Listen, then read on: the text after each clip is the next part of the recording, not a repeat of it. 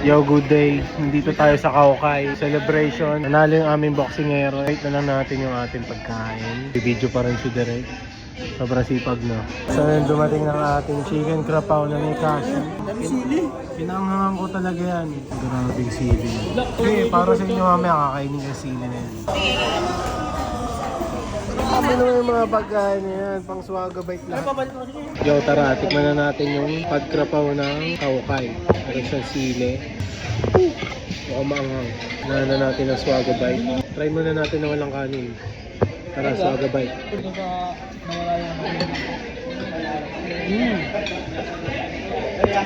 Oh. Ano pinagkayo pa, mate?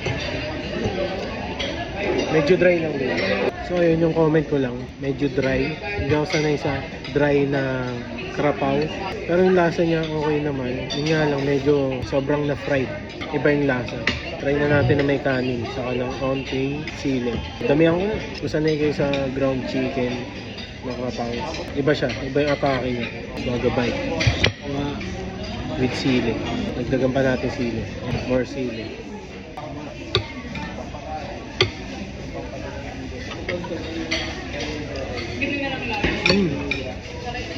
Ang hang. Lasa niya okay din, pero medyo dry lang. Tara, kain tayo.